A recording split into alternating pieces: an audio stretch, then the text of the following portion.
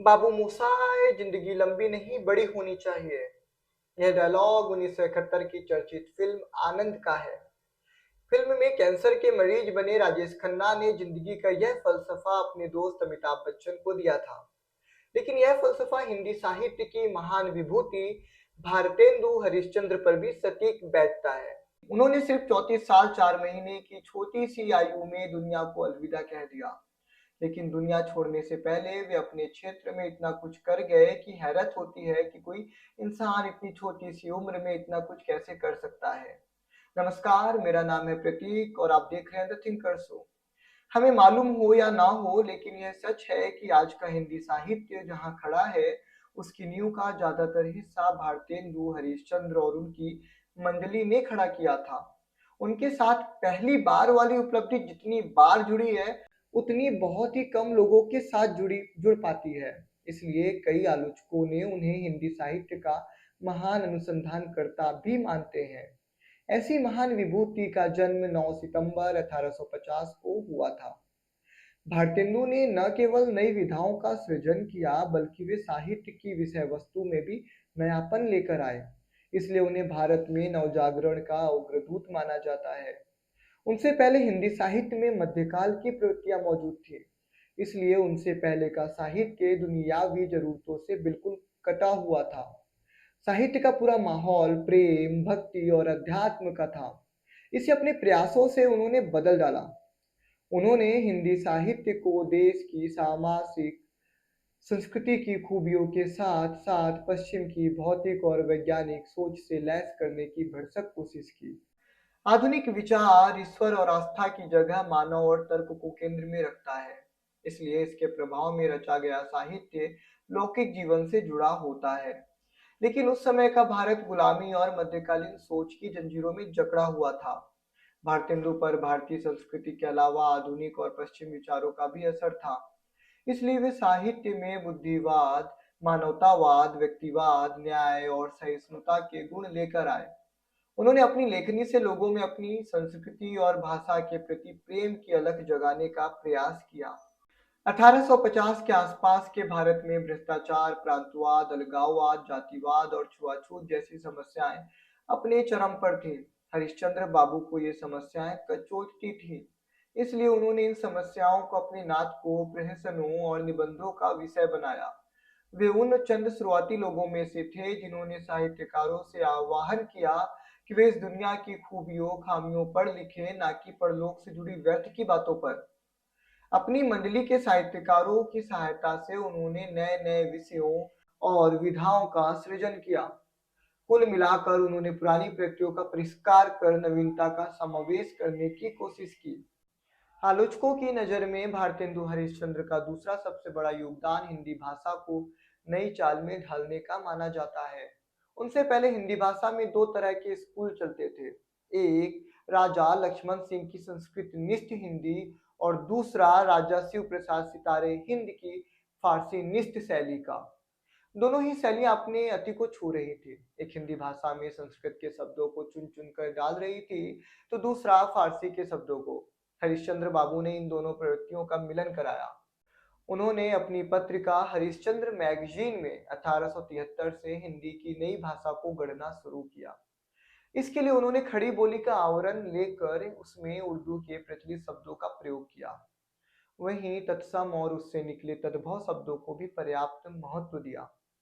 इसके साथ ही उन्होंने कठिन और अबूझ शब्दों का प्रयोग वर्जित कर दिया।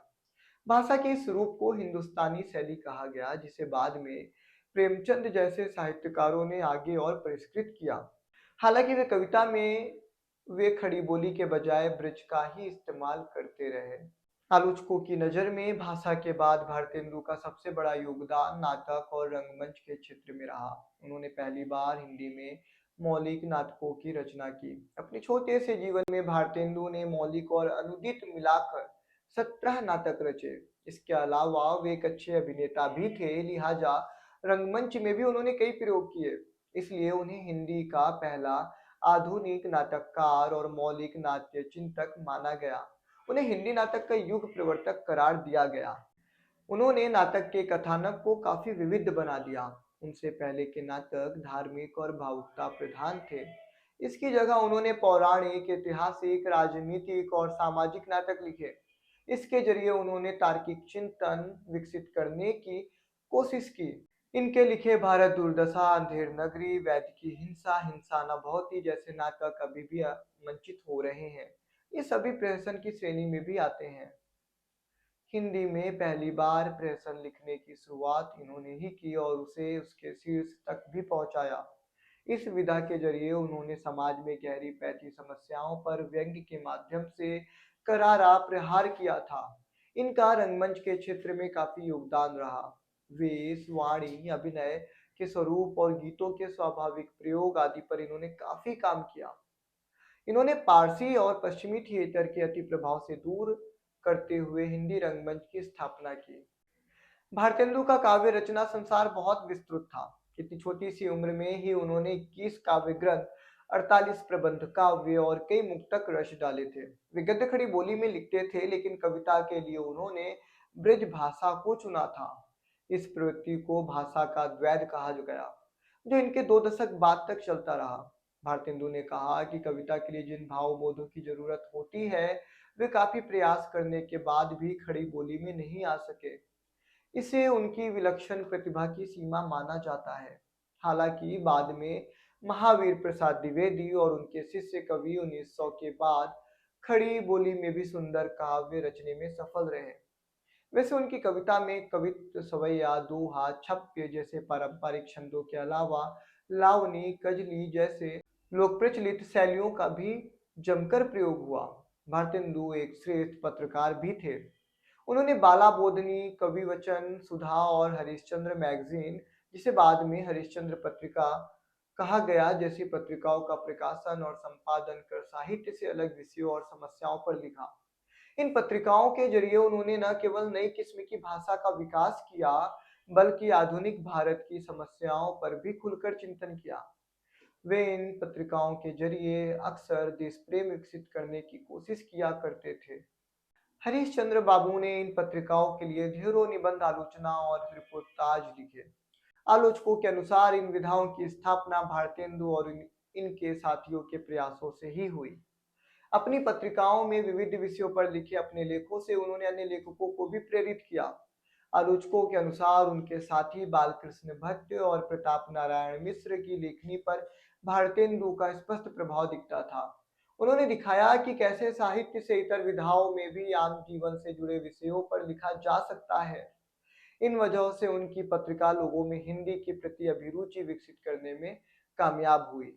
हरीश चंद्र बाबू का व्यक्तित्व और कृतित्व बहुआयामी था। उन्होंने आधुनिक हिंदी साहित्य की लगभग सभी विधाओं में योगदान दिया, विशेषकर गद्य साहित्य में। आधुनिक हिंदी साहित्य के सभी विधाओं के बीज इनकी रचनाओं में मिल जाते हैं। इन्होंने अपने को किसी एक विधा तक सीमित नहीं रखा था। वे कुछ आपबीती, कुछ जगबीती नामक उपन्यास भी लिख रहे थे, लेकिन असमय निधन से वे यह काम पूरा न कर सके। उनका यह सपना बाद में उनके साथी श्रीनिवास दास ने हिंदी का पहला उपन्यास परीक्षा गुरु लिखकर पूरा किया। ऐसी अद्वितीय प्रतिभा दुर्भाग्य से अपने जीवन के चौथे ही दशक में 6 जनवरी 1885 को दुनिया से कूच कर गई। तो आपको ये एपिसोड कैसा लगा, हमें बताएं और साथ में हमारे साथ यूं ही बने रहें। धन्यवाद।